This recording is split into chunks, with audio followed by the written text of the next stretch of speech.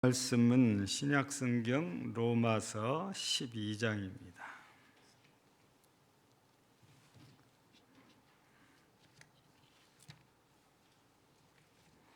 로마서 12장 2절 한 절 같이 읽습니다. 시작. 너희는 이 세대를 본받지 말고 오직 마음을 새롭게 함으로 변화를 받아 하나님의 선하시고 기뻐하시고 온전하신 뜻이 무엇인지 분별하도록 하라. 아멘. 자, 우리 지난 수요일 날 저녁에 1절 말씀을 통해서 구원에 대한 얘기를 우리가 잠깐 나눴지요. 구원은 우리가 그냥 생각으로, 머리로, 이론으로 이해하는 것이 아니고 우리의 삶으로 증거하는 것이라고. 내가 이렇게 구원받은 사람이라고 삶으로 보여줘야 그래야 능력이 나타난다고 그랬습니다. 그러면 오늘은 이렇게 구원받은 자로서 이렇게 살아가면서 이런 능력이 나타나도록 하나님께 우리가 은혜를 입으려면 예배자가 되어야 된다는 것입니다. 왜냐하면은 우리가 이 1절 끝에 보면은 이 예배, 이 영적인 예배, 삶이 영적인 예배라 이런 말씀을 우리가 이제 보았잖아요. 그러면 이렇게 영적인 예배를 우리가 드려서 하나님께는 영광을 또 우리는 은혜를 받는 이런 삶이 되려면 우리가 어떻게 해야 되는지 오늘 본문 말씀 통해서 한 두 가지 말씀을 또 드리려고 하는 것입니다. 자, 우리 전혀 다른 말씀 같은데 마태복음 5장 13절 기억하십니까? 마태복음 5장 13절. 너희는 세상의 소금. 마태복음 5장 14절은 뭡니까? 그러면 너는 세상의 빛이다는 겁니다. 이 두 절은 우리 그리스도인의 사명을 말하고 있거든요. 우리가 세상에 빛이 되고 소금이 되고 빛이 되는 것이 우리 그리스도인의 삶이라는 것입니다. 그리고 우리가 소금이 되고 빛이 된다는 것은 다른 말로 이렇게 표현하면 어둠에 있는 사람들에게 영향을 끼쳐서 그 사람들이 밝은 곳으로 오게 해야 되는 거지. 소금은 부패하고 썩어가는 이런 사람들을 우리가 영향을 끼쳐서 이제 부패하고 썩어가는 그런 삶이 아니라 다시 살아나는 그런 삶이 되도록 해야 되는 거지요. 그러려면 우리는 영향을 끼치는 사람이고 다른 사람들은 우리의 영향을 받는 사람이에요. 이걸 우리가 다른 말로 이렇게 바꾸면 그들은 우리를 본받는 자가 되어야 됩니다. 왜냐하면 우리가 빛이고 소금이니까. 그게 성경에서 우리에게 가르쳐 주신 이런 말씀이거든요. 그러니까 우리가 그리스도인으로서 소금 같은 삶, 빛과 같은 삶은 우리가 늘 입으로 애우고 있는 것처럼 사랑입니다. 우리 MD 사역을 통해서 보여주고 있는 것이 뭐냐? 십자가의 사랑이라고 그랬잖아요. 우리가 이런 십자가의 사랑을 늘 하는 것을 보면서 그 사람들이 우리를 보고 따라가야 돼요. 우리를 본받아야 되니까. 우리가 그리스도의 이름으로 어렵고 힘든 사람들을 이렇게 돌아보고 섬기는 것, 그리고 피차간에 사랑하고 용서하는 것, 또 슬픈 사람에게는 찾아가 위로하는 것, 이것이 바로 이제 십자가의 사랑이라고 우리가 통칭을 하는 거거든요. 우리가 이거를 잘하면 사람들이 우리를 다르게 보고 다르게 말을 하고 진짜 저렇게 살아야 되는데 그런 생각을 갖는단 말이에요. 그럴 때 우리가 조금만 거들어도 그들이 우리를 평소에 우리가 사는 걸 보고 좋은 마음을 품고 있기 때문에 우리가 조금만 끌어당겨도 끌려올 수 있는 그런 힘이 우리한테 생기게 된 거죠. 이게 우리가 영적 예배를 드리려면 바로 이런 삶을 살아야 되는 거죠. 그런데 실제적인 현실은 어떻습니까? 여러분들이 보시기에 우리의 현실, 진짜 우리가 소금과 빛된 삶으로 많은 사람들에게 선한 영역을, 영적인 영향을 끼치고 사는지, 그들이 정말 우리 그리스도인들을 본받고 싶어 하는지, 그들이 우리 그리스도인들의 이런 삶을 통해서 삶을 보고 존경하고 있는지, 만약에 제가 말씀드린 대로 됐다면 우리는 잘 산 것입니다. 그런데 그렇지가 않고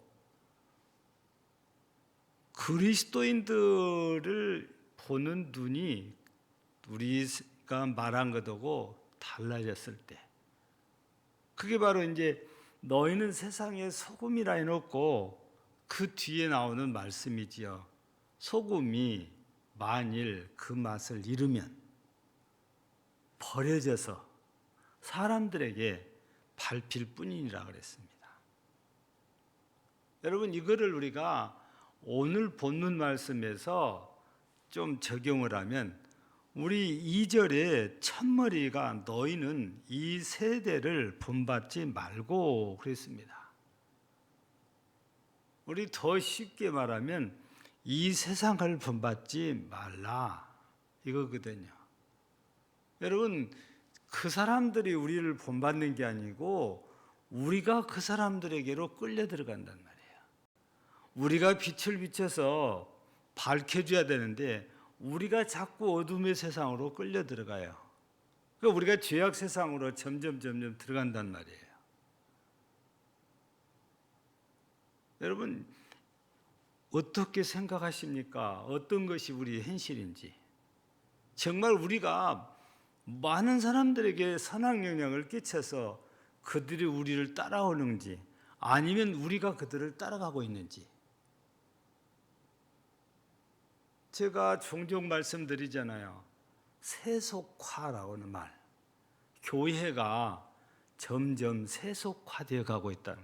이게 오늘 본문 말씀에 따르면 본받지 말아야 될 세상을 본받고 있다 그 말이에요. 세속화된다는. 교회는 큰 일이든 작은 일이든 항상 하나님이 가장 중요해요. 그래서 하나님의 말씀이 모든 일의 기준이라는 거예요. 사람들이 많이 찬성하고 반대하는 것이, 성도들이 많이 찬성하고 반대하는 것이 결정의 기준이 아니고 말씀이 결정의 기준이 된단 말이에요. 그런데 세상이 민주주의라고 해서 교회도 민주주의라는 겁니다. 그러니 다수가 하자고 하면은 그걸 해야 된다는 거예요. 이것이 세속화 되어 있다는 거예요. 교회는 교회답다는 것은 모든 일들이 세상에서는 이해가 안 될지라도 하나님의 말씀이 모든 일의 판단의 기준입니다. 근데 말씀은 버려두고 다수가 찬성하는 쪽으로 아니면 다수가 반대하는 쪽으로 해야 된다. 이거는 세속화됐다고 말이에요. 물론 다수가 지극히 말씀에 따라서 한다면은 이거야 너무너무 감사할 일이죠. 그런데 말씀과 상관없이 무조건 다수 쪽으로 가야 된다. 이러면 세속화됐다고 말이죠. 예. 여러분, 교회 안에서 명예를 자꾸 얻으려는 것도 그것도 세속화된 것입니다. 교회는 우리가 찬송가 323장에서 노랫말에 나온 대로 찬송하잖아요. 이름 없이 빛도 없이. 여러분, 이름 없이란 말은 명예 없이 한다는 말이잖아요. 근데 교회 안에서 자꾸 이 직분을 명예로 생각하고 이렇게 받으려면 그것이 세속화된 거다 그 말이에요. 또 하나님 앞에 드려진 물질들, 여기 교회 안에서는 이 하나님 앞에 드려진 물질을 일반 재정이라고만 생각하는데 그렇잖아요. 각 기관의 회비도 전부 다 하나님께 바쳐진 물질이에요. 그러면 이 물질은 우리가 즐기기 위해서 써야 된 물질이 아니고 하나님이 기뻐하신 일에 써야 될 물질들이에요. 그런데 이 물질을 우리도 좀 누리자, 우리도 즐기자 이렇게 해서 썼다면 이건 완전히 세속화돼요. 그러면 세상에 어느 모임에서 하는 것 회비 걷어서 우리 그냥 좋은 데 쓰자, 우리 즐긴 데 쓰자고 그거는 매번 똑같은 거잖아요. 이게 바로 세속화된 모습들이죠. 이게 세상을 본받는 거거든요. 그래서 이해가 잘 안 된다고 하신 분들도 계신데 헌금은 헌금대로 성경금 다 해놓고 기관에서 또 회비 내가지고 그 회비에서 또 성경금을 또 오니까 우리 왜 2중 3중을 해야 되냐 그러면서 반대하는 분도 있을 수 있잖아요. 그런데 반대를 해야 되는 것이 아니고 2중 3중이 아니라 4중 5중이라도 해야 그게 세상하고 다른 모습이에요. 세상은 우리 나라에 세금 냈으니까 우리는 우리대로 우리끼리 뭐 하냐 이런 것도 똑같잖아요. 교회는 그런 게 아니고 아무리 11조를 하고 감사헌금을 하고 성경헌금을 하고 건축헌금을 다 했어도 하나님 앞에 어떤 방법을 찾아서라도 더 해서 하나님을 기쁘시게 하려는 요게 세상과 다른 거다. 그러니 우리가 가만히 생각해 보면 내 생각이 세상과 똑같은지 다른지, 우리 기관이 세속화됐는지 아니면 거룩한 모습을 지키고 있는지, 또 우리 교회가 어떤지 우리가 곰곰이 살펴보면 세속한지 아직도 우리 교회가 거룩한 모습을 지키고 있는지 우리는 조금씩 분별력을 다 가질 수 있어요.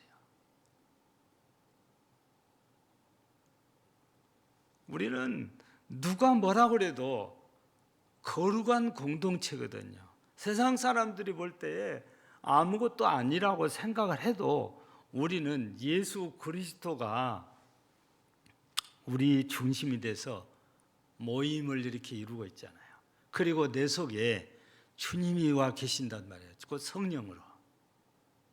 그럼 우리 생각이 세속화된 생각이어야 된 게 아니고 항상 거룩한 생각이고 신령한 생각이고 땅의 것이 아니고 위의 걸 우리가 늘 생각해야 되잖아요. 그런데 우리가 세상을 본받는다. 세속화됐다 보니까 세속화되면은 가장 기본적으로 어떻게 되면 인본주의적으로 들어갑니다. 하나님은 언젠가도 없어요. 예수님 없어요.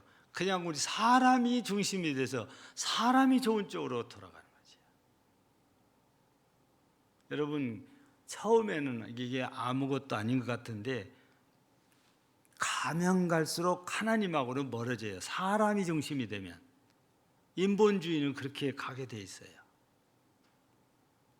그래서 우리가 구원받은 자로서 영적 예배를 드리는 삶을 살려면 절대 세상을 본받으면 안 된다고 말이에요. 그래서 오늘 하나님께서는 바울 사도를 통해서 영적 예배자가 되기 위해서는 이 세대를 본받지 말라. 이걸 첫 번째로 이렇게 말씀을 드린 거지요. 그래서 우리는 할 수만 있으면은 내가 세상을 안 따라가려고 정말 발버둥쳐야 돼. 그래도 나도 모르게 끌려가기도 하거든요. 근데 가만히 있으면 저절로 끌려가요. 뭐가 같습니까? 우리 운동회 때 보면 줄다리기잖아요. 내가 힘쓰지 않으면 상대편에게 그냥 쭉 끌려가 버려요. 내가 영적으로 살려고 거룩한 삶을 살려고 애쓰지 않으면은 그냥 저절로 난 가만히 있어도 그냥 세속화적으로 그냥 끌려갑니다. 그래서 이 세대를 본받지 말고란 말 속에는 거부하라는 것이잖아요. 우리가 이렇게 하지 않으면은 정말 교회는 교회답지 못하게 돼요. 왜냐? 세속화가 되니까. 예. 할 수만 있으면 교회는 항상 신앙 공동체니까 신앙적이어야 돼요. 거룩해야 돼요. 신령해야 돼요. 그런데 요즘 보면은 교회도 정치에 관여를 해서 아예 그냥 어떤 목사님은 그냥 대놓고 선거운동하고 선거한데 가서 그냥 연설도 해주고 유세도 해준단 말이에요. 저는 모르겠어요. 이게 이해가 잘 안 되는 일들이니까. 목사도 국민이니까 지지하고 싶은 후보자가 있을 수 있는 거지요. 그러면 속으로 지지하고 기도까지는 개인적으로 해줄 수는 있는 거지요. 근데 목사도 공인이잖아요. 근데 신령한 일을 하는 분이 세상 정치에 나가서 어느 후보를 지지한다고 해서 가서 유세까지 해준다. 모르겠어요. 다른 분 어떻게 생각할지 모르겠는데 저는 그게 이해가 안 되는 거예요. 받아들일 수 없는 것들이죠. 예. 여러분 그렇게 되면 목회를 그만둬야죠. 그렇게 정치를 하려면. 근데 이제 목사란 신분과 목회자란 신분을 가지고 그렇게 하면 세상으로부터서 엄청난 비난을 받게 되고 벽에 부딪혀서 그분만이 아니고 한국 교회 전체를 부정적으로 싸잡아서 막 말을 해버리니까 한국 교회가 손해를 많이 볼 수밖에 없죠. 예. 그렇게 안 해도 거룩한 영향력을 끼치면요, 그렇게 안 해도 영향이 다 끼쳐져요. 예. 그래서 우리 오늘 말씀 속에서 첫 번째 우리가 영적 예배로서의 우리가 구원받은 자의 삶을 살려면 이 세상을 본받지 않아야 된다는 것. 그것이 첫 번째 지금 드리는 말씀이에요. 두 번째는 어떤 말씀이 오늘 소개되어 있습니까? 곧바로 이어지는 것이 무슨 말씀이에요? 오직 마음을 새롭게 함으로 변화를 받아 그랬습니다. 여기 두 가지예요. 마음을 새롭게 한다, 변화한다. 이 두 가지가 이렇게 나왔는데 여러분 마음을 새롭게 한다는 것은 마음 바꾸는 거 말하는 거잖아요. 내가 마음을 새롭게 했다면 새 마음을 가졌다고 말이에요. 그러면 내가 마음 바꿨다고 말이에요. 마음을 바꿨다는 말은 내 관심이 오른쪽에서 왼쪽으로 옮겨졌다고 말이에요. 즉 세상에서 하나님께로 옮겨졌어요. 세속적인 것에서 신령하고 거룩한 것으로 바뀌었다, 이 말씀이거든요. 그게 우리가 마음을 새롭게 해야 한단 말이에요. 마음이 새로워지면은 자연스럽게 뒤에 따라오는 변화가 일어나게 돼 있단 말이에요. 내가 관심 갖는 것이 달라졌으니까. 이거는 내 생각이 달라졌단 말이잖아요. 그리고 우리 삶이 달라지기 때문에 시간이 지나면 저 사람 변했네. 그게 눈에가 보여질 수 있는 거예요. 근데 이 변화에 대해서 이 헬라어에서는 이런 얘기를 해요. 겉만, 본질은 그대로인데 겉만 이렇게 변화를 시키는 거예요. 예를 들면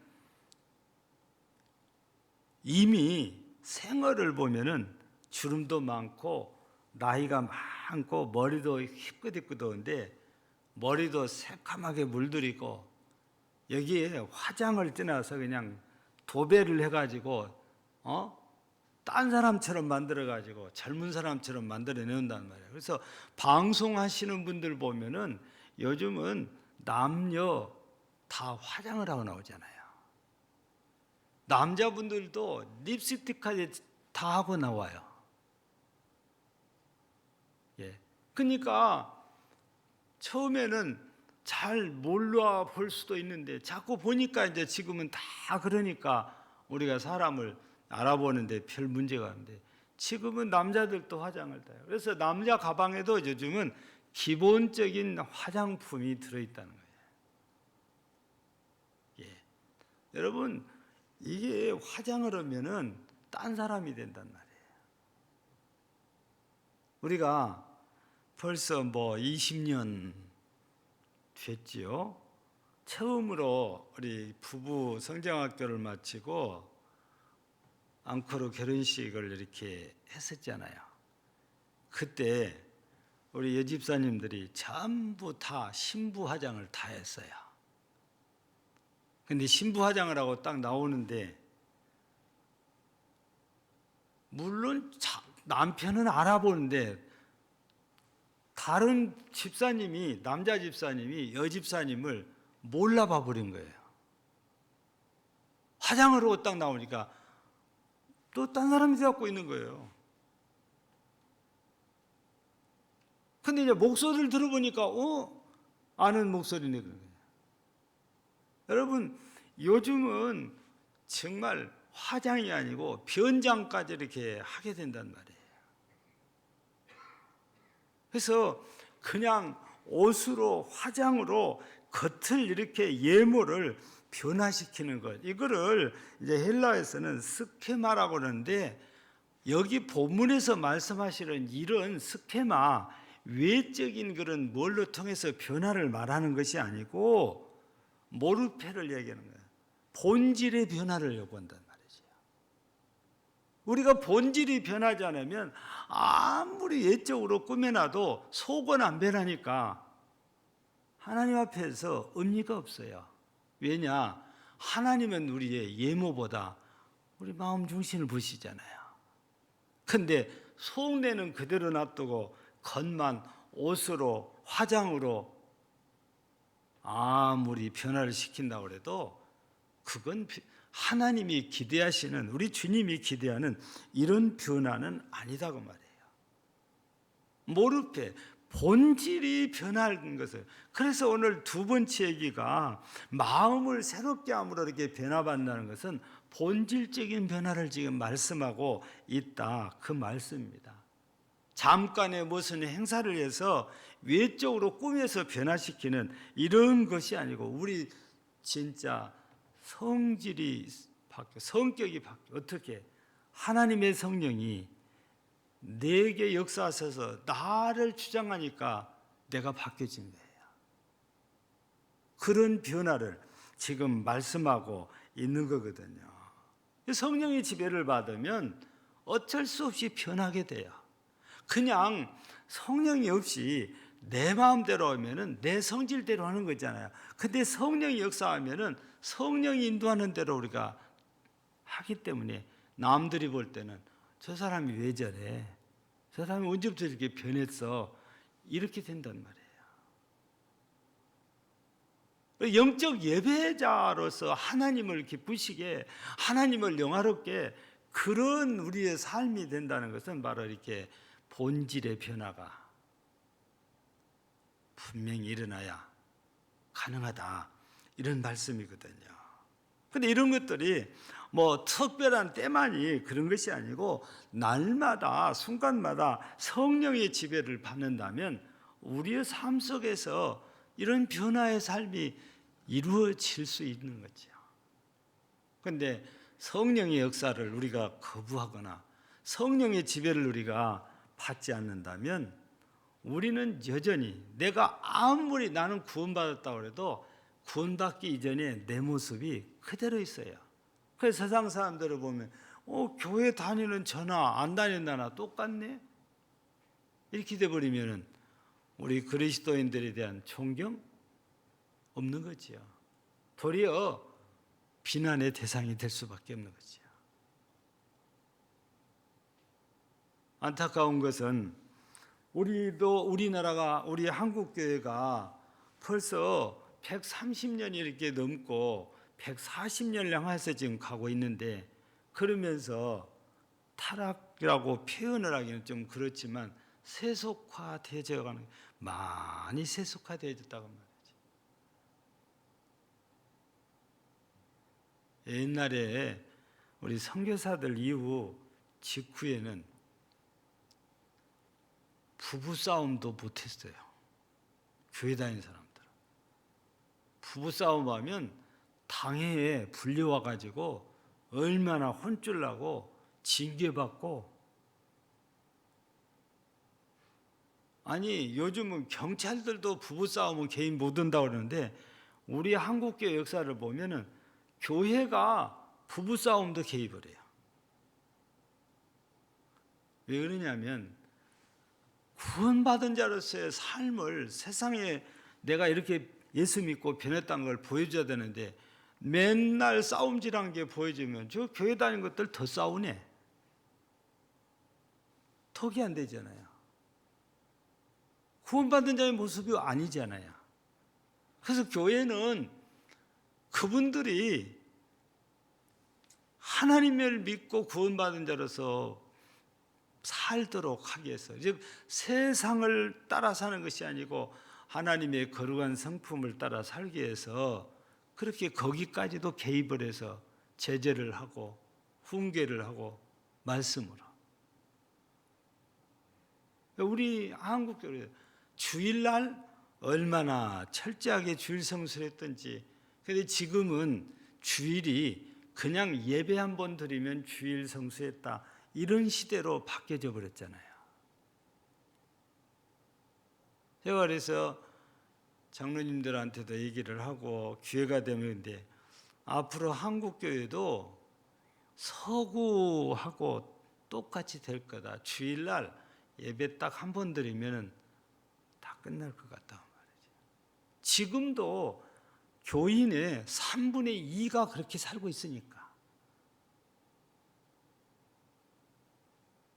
주일 11시 예배에 참석하는 인원의 3분의 1만 나와도 지금은 많이 나온 거예요. 근데 그 3분의 1을 못 나와요. 그만큼 예배 중심의 우리의 삶이 아니에요. 그냥 내 편한 대로, 그게 내 편한 대로가 인본주의잖아요. 그래서 우리 그리스도인들이 이런 말씀을 이렇게 대하면서, 내가 정말 그리스도인으로서 구원받은 자로서 내가 세상에 끌려가고 있는 삶인지, 내가 세상에 영향을 끼쳐서 그들이 나를 따라오게 하는 삶인지, 우리 늘 내 자신을 돌아봐야 되는 거지. 또한 내가 정말 하나님 앞에 영적 예배를 드릴 수 있는 자로 새롭게 변화가 됐는지. 우리 고린도후서 5장 17절 말씀에 보면 뭡니까? 그리스도 안에서 너희는 새로운 피조물이라고 그랬는데 내가 새로운 피조물로 살아가고 있냐고 말이에요. 여기 새로운 피조물이라고 표현했지만 우리 오늘 말씀에 따르면 너희 구원받아서 새롭게 된 사람, 새 사람이다 그 말이에요. 그 우리가 구원받은 새 사람으로 살고 있느냐 그지요. 그게 이 세상을 본받아 살면 나는 구원받았어도 절대 구원받은 자로 살고 있지 않아요. 그리고 아직도 내 삶이 세상에 모든 관심이 다 있다. 그러면 나는 구원받았어도 내 관심은 하나님 나라가 아니고 이 땅에 세상에 있는 거지요. 그러면 하나님께서 우리를 예수 그리스도를 십자가에서 희생시키시면서까지 우리의 죄를 대속하시고 구원해 주는 그 의미가 없는 거지요. 우리를 그렇게 희생시키면서 구원해 주신 이유가 뭡니까? 우리 거룩하게 살라고, 구원받은 자로 살라고, 하나님의 백성으로 살라고. 우리를 이 빌립보서 3장에서는 21절에서 하늘의 시민권을 가졌다고 그러는데, 말로만 우리가 시민권 가지면 뭐합니까? 법을 안 지키면, 의무를 안 했으니까 권리도 없어진 거 아니에요? 바로 우리가 구원받은 자로서 영적 예배자로서 살아야 우리가 의무를 다하는 것이고, 그래서 하나님 나라의 영광을 누릴 수 있는 권리도 우리가 누릴 수 있는 자격이 부여되는 거죠. 그래서 오늘 저녁에 우리가 짧은 시간에 우리가 영적 예배자로서의 그런 이런 삶을 이 두 가지 이렇게 말씀을 드렸는데, 이제 그 뒤에 이어지는 말씀은 뭡니까? 이렇게 변화를 받아야 하나님의 선하시고 기뻐하시고 온전하신 뜻이 무엇인지 아는 사람이라는 거예요. 분별한다는 것은 아는 걸 말하잖아요. 우리는 영적 예배자로서 이 두 가지 조건을 가달 충족한다면 우리는 구원받은 자로서 정말 잘 살고 있는 거지요. 근데 이게 안 되면은 우리는 구원은 받았으되 삶은 구원받은 자로 살지 않고 구원받지 않는 자로 살고 있다는 삶은. 그래서 하나님의 기쁨이 되는 것이 아니고 하나님의 근심이 될 수 있는 거지요.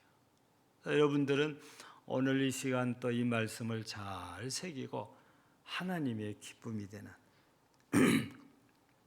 구원받은 자로서 정말 잘 살아서 세상에 하나님의 선한 영향을 끼치는 소금과 빛으로서 잘 사는 사명을 잘 감당하는 모든 성도가 되기를 주의 이름으로 축복합니다.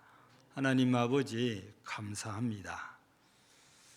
주님께서는 우리를 향하여 너희는 세상의 빛이라 소금이라 하시면서 우리가 어떤 사명자인지를 깨우쳐 주셨습니다. 바로 오늘 말씀은 우리가 구원받은 자로서의 삶을 통해서 영적 예배자가 된다는 것은 세상을 본받지 않고 살아야 하고, 즉 주님만 본받고 살아야 되는 것이고, 또 우리가 세속에 속해 있을 때는 세속에 관심이 있지만 이제 구원받은 자로서 거룩한 일, 위의 일, 하나님 나라에 관심을 갖는 이런 변화가 일어나야 영적 예배자로서 합당한 자가 되어 하나님을 기쁘시게 하는 주의 백성이 된다 하셨습니다. 우리 모두 하나님의 기쁨이 되는 이런 거룩한 구원받은 자로서의 살아서 늘 하나님께 영광 돌리는 복된 성도들이 되게 하옵소서. 예수님 이름으로 기도하옵나이다. 아멘.